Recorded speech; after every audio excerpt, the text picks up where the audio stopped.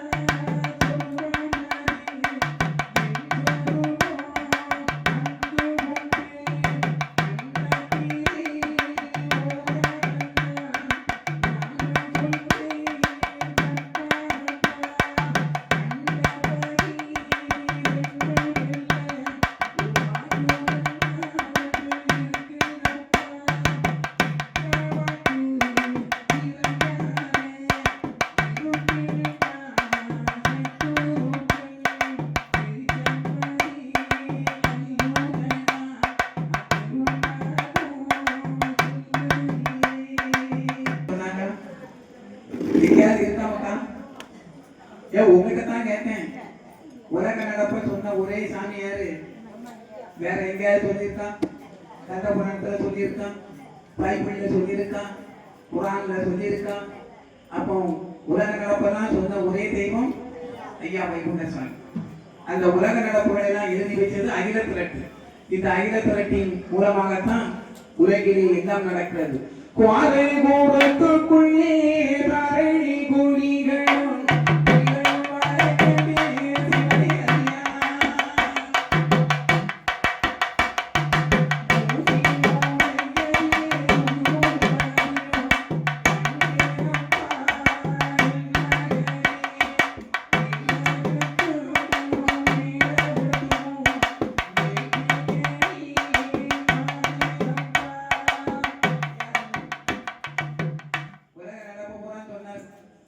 கோரை கூட்டுக்குள்ள தாரணி குடி வாழ்ந்தார்.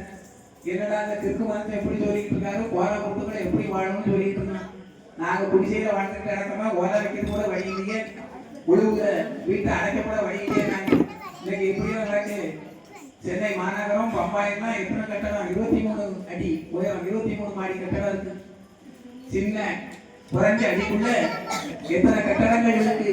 அப்போ கோரை கூட்டுக்குள்ள தாரணி குடி வாழ்தான்.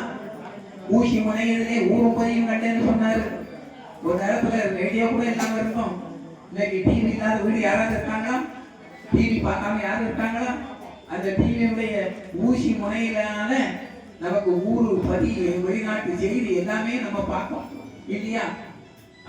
ஊசி முனையிலே குளவெட்டி மும்மடை பாய கண்டேன் சிவனேயான்னு சொன்னாரு.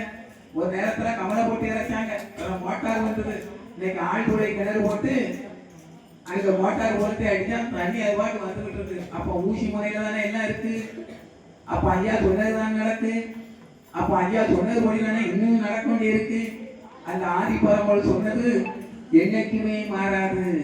அதான் சொன்னார், திருச்சம்பதி அழியுதனா நான் திருமாலும் சொல்லுகிறேன். அந்த திருச்சம்பதி கூட அழியக்கூடிய காலம் வந்துவிட்டது என்று சொல்லுகிறார். ஏன்னா கடலை அடத்தினால் உங்கள் கண்மயக்கம் ஆகுகிறான்னு ஆதி பரம்பொருள் சொன்ன ஐயா இந்த கலியுகத்திலே கத்தாரி ரத்தன் கடவுள் வைகுண்ட சுவாமியாக வந்திருந்து கரியை அழித்து இந்த மக்களுக்கு வேண்டிய பவுசை கொடுக்க வந்த தெய்வம் ஐயா வைகுண்ட சுவாமி தான். அவரை மிஞ்சினது எதுவுமே இல்லை. ஐயா சொல்வார்கள், என்ன